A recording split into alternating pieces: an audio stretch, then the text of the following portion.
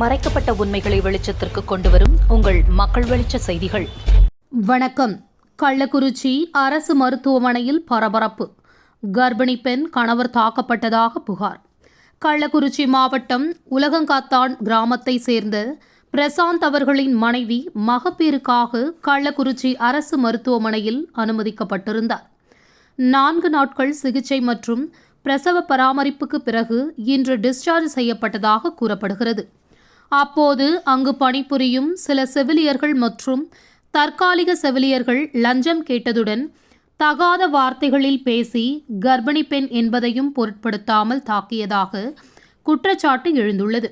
மேலும் சம்பவத்தில் தொடர்புடைய சிலர் அழைக்கப்பட்டு அந்த பெண்ணின் கணவர் பிரசாந்த் மீது கொலை முயற்சி அளவுக்கு கடுமையாக தாக்குதல் நடத்தியதாகவும் அவர் தற்போது அரசு மருத்துவமனையில் சிகிச்சை பெற்று வருவதாகவும் தெரிவிக்கப்படுகிறது.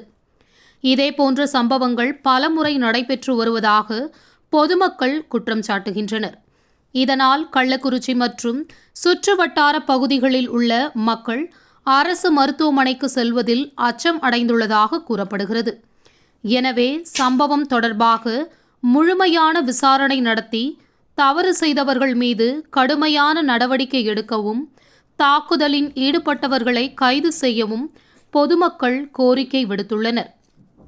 செய்திகளுக்காக கள்ளக்குறிச்சி மாவட்ட மக்கள் வெளிச்சம் செய்தியாளர் முருகன். நன்றி.